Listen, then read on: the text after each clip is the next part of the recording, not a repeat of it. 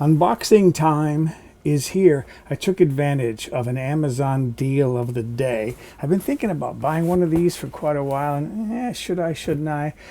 At 40% off for that deal of the day, I thought, this is the time. I'm going to do it. So let me show you what I bought. This is not going to be a big surprise, because if you saw the title of this video, you already know what I bought. Okay.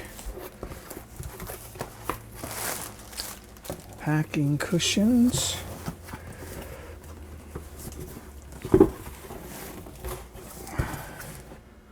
I bought a Wancle Sous Vide. Let's see what's in this box. Well packaged, I'll say that much.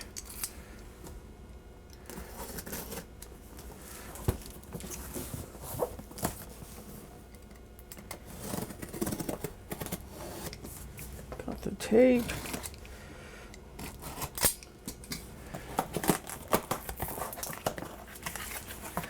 Inside is the actual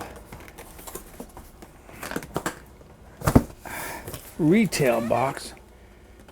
Got hit on the corner, but hopefully it's packaged well enough that won't be any problem. Empty box. Put that down there. So there it is. I'm assuming that's Wancle, W-A-N-C-L-E, Sous Vide Immersion cooker. Let's see what else has to be done here. There's no tape here.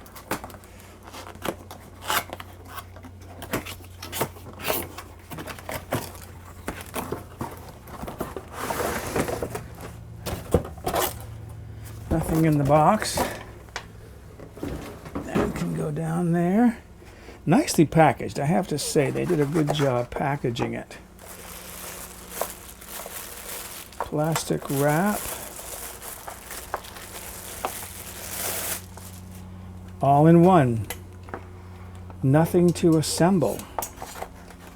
This is one thing I was looking for.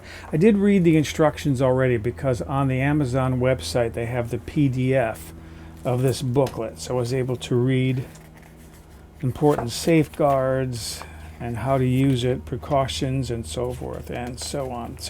But I will be referring to this. There it is. That's my Sous Vide. What's some advantages to this thing supposedly is one handle. You don't need two hands to fasten it to the side of a pot. It has this clamp here, but under this top handle there's a little lever to open that. That looks like it will be perfect. So let's see. Release it, put it on the side, just like that. Oh, it looks like it was made exactly for this device. Okay, now before I go any further, I want to show you. I went to the store today and I bought a small pork loin. I mean, I can buy the really big one. They have like the 21 36-inch, whatever they are, the big pork loins at Costco. I bought a small one because I'm going to cut this into chops. A fan of my website said that, fan of my YouTube channel more I should say, he says he and his wife cook chops from pork loin in their sous vide and they love it. They said it's just excellent for that. So I want to try cutting this into single serving chops and then cooking one of them in a sous vide bag. So there is my pork loin. After taking it out of that plastic bag, I rinsed it well and then patted it dry, pretty dry, with paper towels. I'm on a keto diet, so I don't want a lot of protein. A modest amount of protein is good enough for one day, so I don't want big pieces. And I also have a scale. I set up a scale here with a piece of parchment paper on there. I want to weigh one slice to see what it's going to weigh. That's going to be a very small slice because it's an end slice. That's 2.5 ounces. And then this should be like a good single serving size. I'm looking for about 4 ounces, 3 to 4 ounces. Piece like that, what does that weigh? 3.03 ounces, 3.02. So that's a nice 3-ounce portion of pork. I think that's my ideal size right there. I'm not going to slice all this up. I'll wrap this up and put this away for right now. But the next thing I want to do is prep this to cook in my sous vide setup. There's my chop. I'm going to sprinkle just a little bit of salt on there. I don't like my food too salty. And then I've got a clove of garlic there, but before I use that, pepper on that. I'm going to season that lightly. I have some stronger spice blends that I could use, but I'm going to go light on this one. Got a clove of garlic, pretty good size clove. Going to smash that and put that on there. I can pull that off afterwards. And I have a couple of sprigs of rosemary that I picked from a bush on the way home from the store. That's the nice thing about living in California, is this stuff grows everywhere. They use it as an ornamental. And then I've got a little bag here that is a bag for my vacuum sealer. And then I have my vacuum sealer to the side here. So I'm going to vacuum seal my pork loin chop in there. There's my pork loin chop coming out of my vacuum sealer. So there it is. Piece of rosemary in there, clove of garlic. This is what I'm going to sous vide. Let me set up my sous vide next. I've got it set up.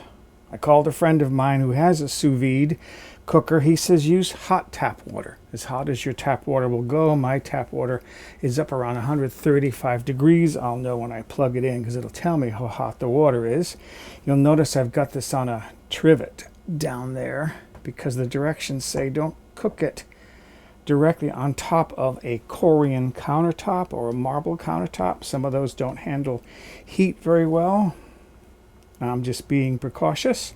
Below my maximum fill line on my cylinder here, but well above the minimum line. So I'm ready to plug this in. And there it goes. This is showing 129 degrees in my pot. So that water is it's cooled down a little bit since I filled that pot. I'm going to do a close-up as I do the settings as best I understand them. So from what I understand, when you first plug it in, you're setting temperature. I'm going to switch to temperature though. There's temperature. I want to go to 135. It's going down. Go up. 133, 134. And there it is, 135. That's the cooking temperature I want to work with. Now it says 00, so I want to set the time. And I'm going to go an hour and 30 minutes rather. And then I'm going to press the start button. All right. Now that it's starting to circulate the water, I can put my meat, my pork chop, in my water. It's beeping because it just came up to full temperature. I'm going to drop my pork chop in there. And what I saw that some people did was they pinned it to the side with a clothespin.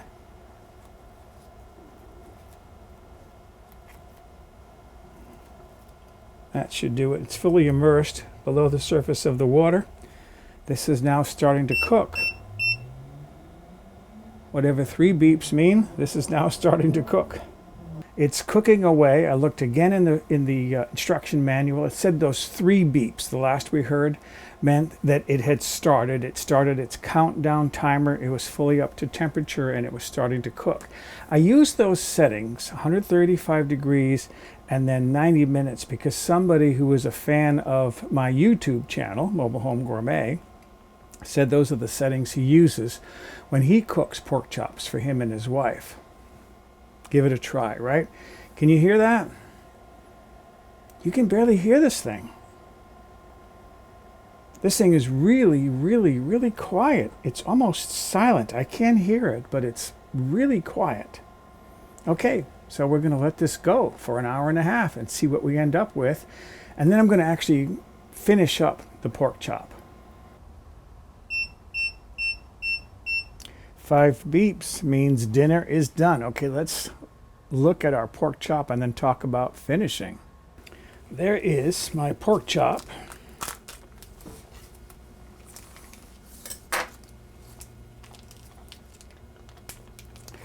And it's basically a pink piece of meat. You can take the rosemary out. Oh, that garlic smells good. Now, how to finish this?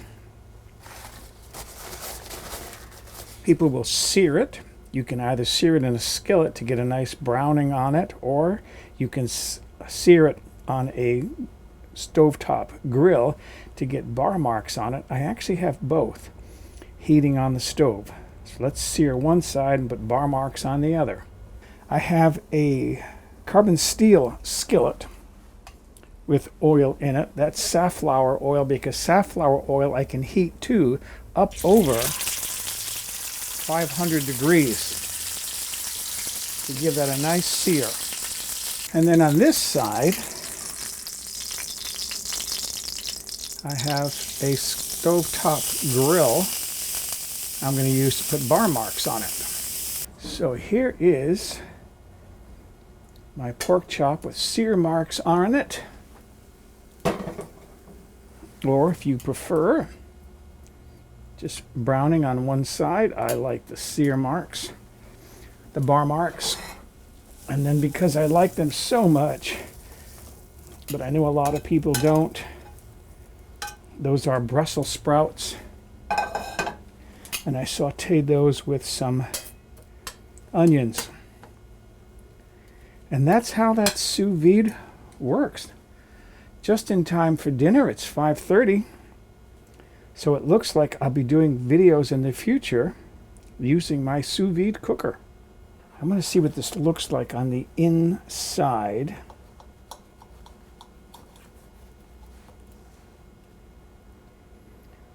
Done all the way through. Not very pink though. I was hoping for more pink than that, but then this is a very thin chop. Let me get a taste of that. I want to see what this tastes like and see how tender it is inside.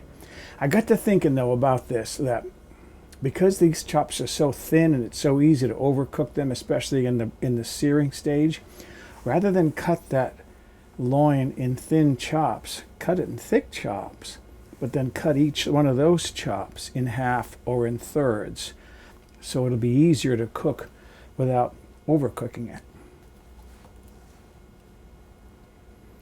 Tastes good though. And it's not real tough like my mother's pork chops. She used to cook her pork chops to leather. So that's how the sous vide works. As for me, I'm going to go have my dinner.